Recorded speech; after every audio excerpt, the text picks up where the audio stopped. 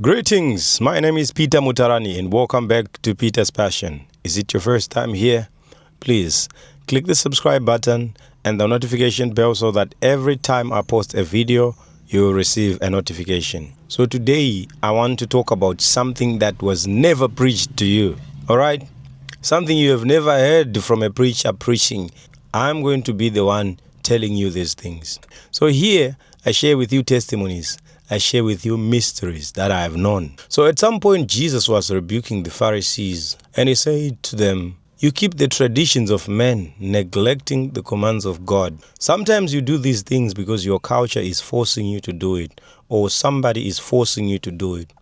I'll first give an example of what happened to me when I went back to Zim. When I visited my grandmother's grave, I was with some relatives. So my culture says, when you get to the graveyard, you have to pick up a stone and throw that stone on top of the grave. I do not know, and I have not researched why people do it, but the pressure that I was given by the family for me to do it, I ended up doing it. But yeah, I was not strong in faith back then, but now I understand that there are certain things that you will be told to do by your family members that are not godly or that has nothing to do with the Bible. And they'll tell you that now you want to forsake our tradition because of this religion, because of this Jesus. Even some Christians will be doing it and say it's okay. But every Christian should know whatever they are doing and why they are doing it. Don't allow somebody to tell you to do something that may look simple. You must know the meaning. That's how the devil is trapping you.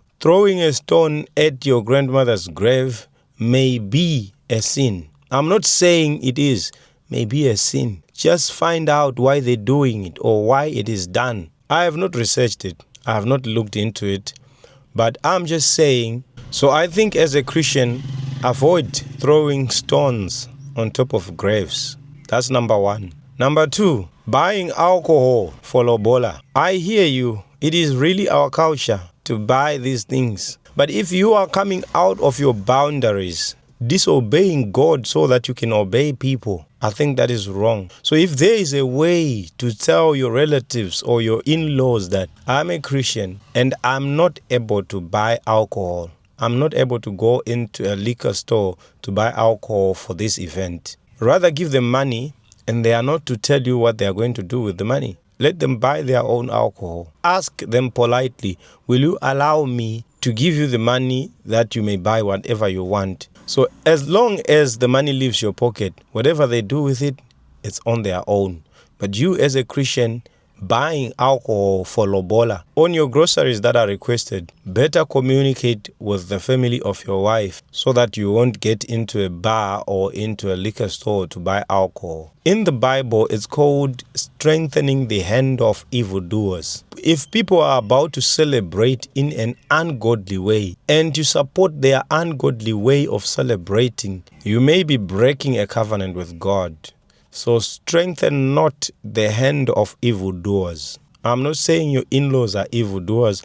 I'm saying if whatever they are asking you to do contradicts what you believe, negotiate with them until they understand. Even pray to God so that your people may understand you. So I know many people will come and say, where is that written in the Bible? The Bible says all wrongdoing is sin. So yes, I know. There's a verse that says sin is transgression of the law, but there's also a verse that says all wrongdoing is sin. If whatever that they're going to do or whatever that they are telling you to do is wrong, is against God, then you have to fear the one who kills both the body and the soul, not the ones that kills the flesh. So buying alcohol for lobola, find a way to negotiate with your in-laws. I didn't say fight them. I say find a way to negotiate with them. And number three, this one I've mentioned it before. Sex before marriage with your wife is wrong. The person that you have now as your wife, have you slept with her before you got married? If you have, that was recorded as fornication or adultery, or however it was recorded. So it was not erased because you ended up marrying the person. So you need to go before the Lord and repent of fornication, or else the enemy is using this against you even in your marriage. That's why your marriage is not strong. That's why your marriage is falling apart, because Satan has legal rights into that marriage, because there is a sin that you committed before you got married. So go to God and sort that out with Him. Number 4, haircuts. There are some evil haircuts that are out there, some evil designs that you don't even know. You know that line of hair that comes from the back to the forehead. If you do your research about that hairstyle, there are evil origins with that hairstyle. I told you that the devil is everywhere, even in haircuts. The drawings, the designs that you do with your hair, all those things. Even people do that with their beards. I am telling you, the devil is everywhere. So avoid some kind of hairstyles that you have not known. And this one, I've also mentioned it before, lying on a CV. This may sound simple and easy, but to Satan and God, it's not easy. It's not small. In the spiritual world, sin is sin. Sin is not measured on how big it is. So there are those that people call white lies. Those ones will lead you to hell. Yes, I've said hell. When last have you heard your pastor talking about hell? I'm asking a question. When last have you heard your pastor talking about hell? Many pastors are not talking about hell because they don't want to scare you off. They are comforting people with lies. But I'm here to tell you the truth. Hell exists. That white lie that you lied even to your children. When they ask you things you don't know, you lie to them. What did God say really? The word of God just say, don't lie. Don't say, I don't know, I'll lie a bit, I'll lie small, now I'll do a white lie. No, don't lie. Simple as that. But the devil has deceived people to accept things that are sinful as not sinful. There's nothing called white lie. Even you as a driver, a husband, when your wife calls you, where are you? You must say exactly where you are. I've noticed that many people do that. You call someone and say, where are you? I'm on my way, I'm already on my way. I already left my house. But the person is still in the house. To God, it's a lie still, and it's recorded as a lie. Each and every word. There's a verse, I think, that says, people will be judged according to each and every word they have said. A word, each, not words that you have said sometime. No, every word is going to be scanned, and you are going to be asked if you were lying, joking, or telling the truth. In the spiritual world, there's no jokes. That's why you don't find any joke in the Bible. There's nothing that makes you laugh in the Bible there. Nobody told jokes. Paul never told jokes. Peter never told jokes. And your favorite preacher is a joker. He jokes a lot. He likes joking. Most of his times he's joking. He's telling you jokes and stories. So there is nothing called a white lie. You ladies, you business people who are in business, if a customer is asking you, where did you buy this? If your customer is asking you, where did you buy this? If you don't want to say you bought it from Mozambique, just find a way to avoid the question. Jesus sometimes would do that. They would ask him, are you the Son of God? He would just say, you just said so. There is always a way to avoid questions. That's why the Bible says, let your conversations be yea, yea, nay, nay. Which means let your conversations be yes, yes, and no, no. You avoid lying by just saying yes or no. Or sometimes don't answer directly. So to you who cook pap, when a person comes to you and says, when did you cook this pap? If it is for yesterday, you have to tell the person the truth or avoid answering the question. Because once you answer and lie, you are going to be accountable. You are going to give an account. They are asking you, where did you buy these clothes? They are asking you, are your shoes original or fake? You say, this one is Gucci original. Yet you know it's fake. You are lying. Find a way to avoid answering that question if you don't want a person to know whether you are wearing fake or original. Like for an example, somebody comes to you and say, where did you buy this shoe? Is it original? Why do you ask? Say, no, I just want to know. Where do they sell the fake ones? In that way, you have not lied, you have not answered, but the person already got his answer. But you yourself answered it in a professional or in a clever way where you had to answer with questions. So I'm not saying you should always do this. No. But if you look at Jesus, sometimes he would avoid direct answers and direct questions. I'm telling you, there are some situations where you are forced to lie. But did you know that if you could tell the truth, maybe God would justify you and soften the heart of that person? So there is no small lie. Every lie is the same. You have stained your garment with that little dot. Yes, you have stained your garment. So another thing, do you know being an illegal foreigner in another country may be wrong even before God? Being an illegal foreigner. And it affects you because all that you are going to do, you are going to forge documents. The Bible itself says, obey the governing authorities. You can only disobey them when they are telling you to sin, when they are telling you to go against your faith. But anything that does not go against your faith, obey them. When Jesus was taken to Pilate, he even said, is it not God who gave you that seat, who gave you that power? But Pilate was not a Jew. Pilate was not a believer. He was a Roman. But Jesus said to Pilate, you got this power from God. So no president right now is on the seat by his own power or by anyone's power. Even if the devil tried to put that president in there, God allowed it. So it is God's authority. So the Bible is telling you to submit to the governing authorities. Jesus had the power to even reject paying taxes, but he said, give Caesar what belongs to Caesar, because he wanted people to obey the governing authorities.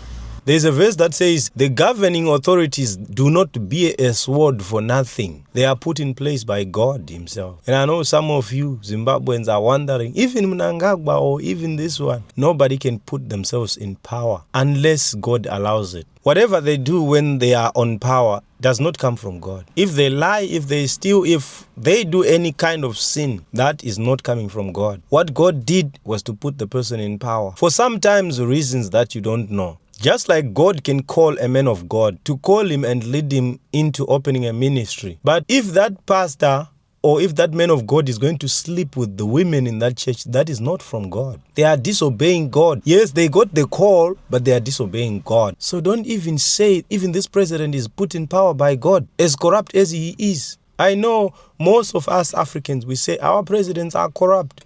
And yes, they are corrupt, but they got that position only because God allowed it. So as I was saying, submit to the governing authorities. So don't be an illegal foreigner. That's why I'm advocating for us to go back home, because many of us are undocumented. And us being undocumented will cause us to forge documents. You will have a fake driver's license, you will have a fake permit, a fake asylum seeker, a fake this, a fake that, a fake this. That also falls in the category of liars, deceivers, because the government or your employer is requesting you to bring a work permit. Do you have a work permit? You say yes, but the one you have is not original. So avoid even having fake documents. That's why it is good for each and every one of us to be in our countries. If you cannot get the rightful documents in whatever country that you are in, rather go back to your country. That way you worship God. You run away from many sins. Because the next day you are going to lie to your employer.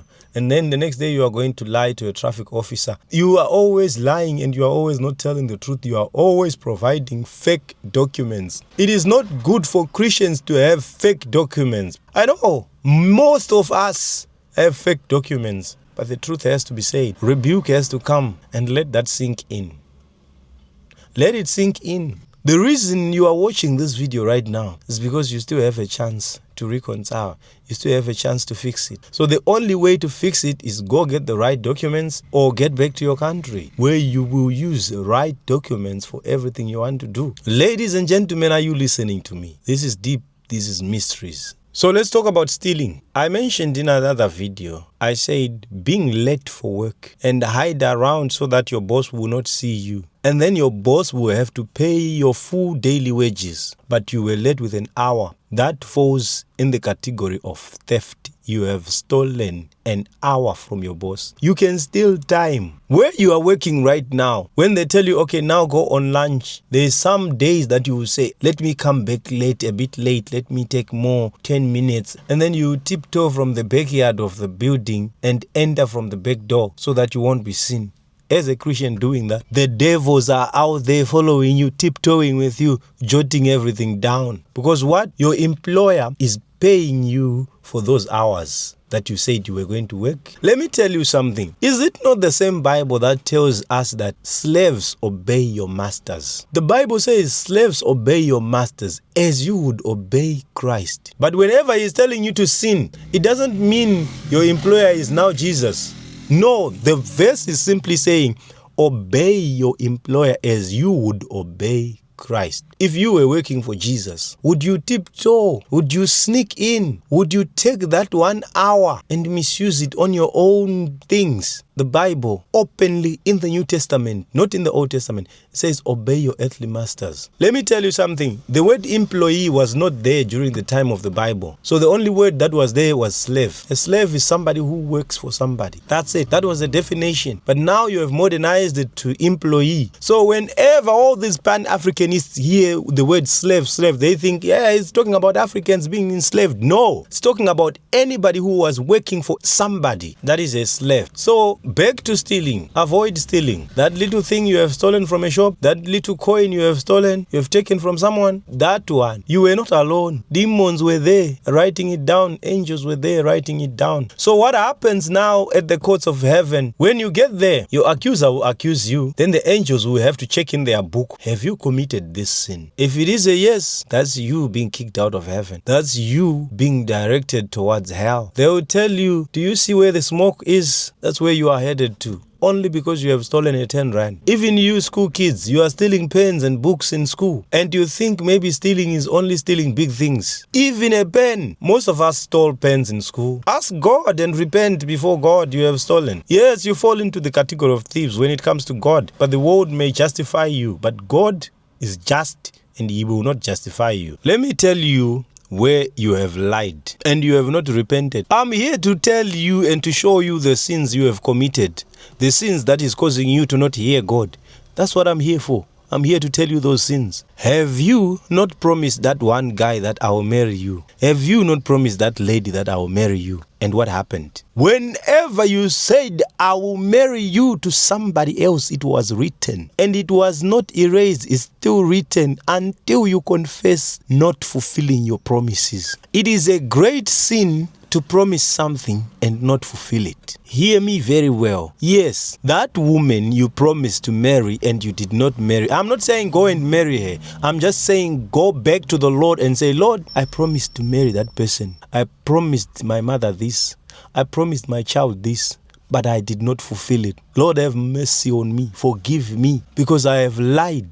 That falls into the category of lying because that's not the truth. So you said you were going to do it and you didn't do it. So is it true or false? It's false. You did not fulfill it. So confess it as a lie. Acknowledge your sin before God. Sometimes in Zimbabwe, sometimes back home, people are calling you and say, when are you coming back to see us? You tell them next year and you don't go. That next year you don't go. You have lied. Repent and confess. I'm not going to tell you the lying that you know. I'm telling you the lying that you do every day and you are not even noticing. These are lies we are telling every day. Not only you, even me. We are lying to our kids. I will bring you chocolate tonight. Have you brought it, Mama? Have you brought it, Papa? Pray. I want you tonight. If you are going to watch this video, tonight, write down all these things that I am saying to you. Don't say, I'll remember them when during prayer time. No, you can go before God with a piece of paper. Write down all the sins you remember, all the sins you have committed, and say, Lord Jesus, forgive me for this one. Reading out loud all the sins you have committed before God. If you remember, do it one by one. Don't just say, Lord, forgive me for my sins, and then you are done. No. Imagine if your child does something wrong to you, and your child just comes to you, Mommy, forgive me for everything I have done. I don't think that is a proper way to ask for forgiveness. You have to come, humble yourself, and talk to your father, talk to your parent, and tell your father that, forgive me for this thing I have done. I have acknowledged that I have sinned. Mention what you have done. Do you hear what I'm saying? Mention things that you have done. Don't just put them all in one category. Lord, I have lied. Forgive me. Then that's it. Lord, I have stolen. That's it. If you remember it, mention each and every sin that you have committed and say, Lord, forgive me for I have lied to my child that I would buy chocolate, but I didn't do it. And if you can buy chocolate for that child, do you hear me? There is no white lie when it comes to God and Satan. Demons and angels are out here recording each and every word that you have said. You are under grace. I'm telling you this because you are under grace. Ananias and Sapphira did not leave just because they lied about their own money. You have the grace to lie every day and you are still alive. Now I'm here telling you to go and confess. You don't want to confess. People, you don't know. You don't know. You don't know what's happening in the spiritual world. You know how we are hurting God, how we are piercing Jesus again. Every time you are telling that white lie, you are piercing Jesus again. So you become an enemy of Jesus because you are sending arrows and nails on Jesus again. He's bleeding, he's in pain because you are taking sin lightly. You have lied to your employer. You have lied to your kids. I remember I used to do it also. When my young brother would ask me, who sang this song? As a brother, I didn't want to say I didn't know. I would just say, no, it's Alec Macheso, even though it wasn't Alec Macheso. What did I do there? I lied. You tell me, if you have stolen a 2 kg of sugar and somebody who robbed a bank, you both in the spiritual world fall into the category of thieves. It's not about the weight or the value of what you have stolen. It's not about that with God. The definition alone will tell you what you have done. What is stealing?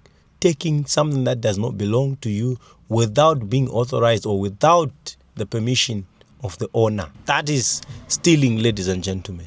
Lying, what is lying? Giving false information. So when you gave the Home Affairs, when you gave your employer that fake document, did you lie? Did you give false information? Yes, you did. They told you what was your name. I even did it. Personally, I did it. I'm not telling you things that I don't know about. I'm telling you things that I've done before and things that I've repented from. I remember one day I looked for a job and I didn't have the right paperwork that was required. And my friend had those papers. So I took his passport. I went to work. So you know when your employer is of another race, he may not be able to know that this picture on the passport is not you. He may not be able to tell. So what I did there, I went with my friend's passport and I got a job. So they were calling me Sukutai, but I was Peter. But on that passport, the name there was Sukutai. And when Sukutai now didn't have a job, the real Sukutai, and there was an opportunity by my workplace, Sukutai came to apply for work where I was working.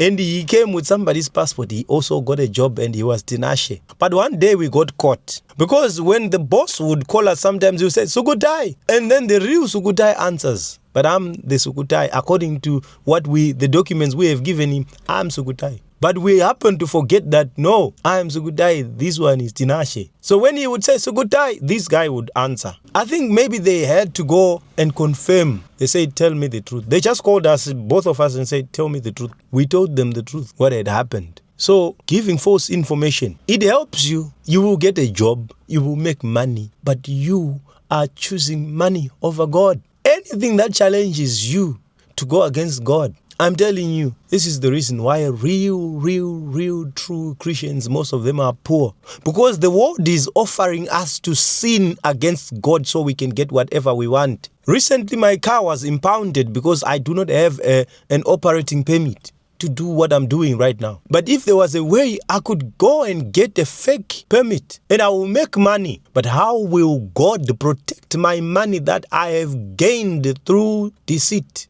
You are telling God, God, I don't know why you are not protecting my money. I'm tithing. I'm doing everything I can do. I'm helping the poor. But God is saying, you got your money through deceit. So this money is not clean. It's not supposed to be in my spiritual bank. Your tithe is not even recognized that you have paid tithe, because doesn't the Bible say, do not bring the wages of a dog into the house of God? Why do you think God says that? You can't go and sell dogs and bring that money that you sold dogs to pay tithe in the church or to bring it to the house of God. So what does that mean? There are things that we do that are unclean, ways that we make money that are unclean. But when we have that money, we say we are going to God to pay tithe. Your tithe is not recognized. Your helping is not recognized.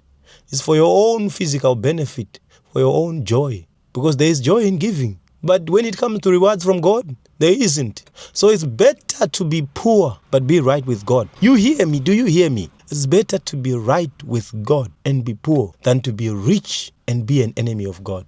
Ladies and gentlemen, thank you so much. I'm bringing more. My voice is coming back, as you can hear. I'm bringing more. Stay tuned. This was interesting and this was fire. Ladies and gentlemen, thank you so much for tonight. And with that, it is a goodbye from Brother Peter Mutarani. Thank you so much, guys, for your prayers. Thank you. If you have not subscribed, please do so. Like the video and share the video so that other people may also see it. No, let me bless you today. May the Lord Almighty Jesus Christ bless you. And may He vindicate you and may He protect you. This is a bonus prayer from me for you who reached the end of this video. May the Lord bless you.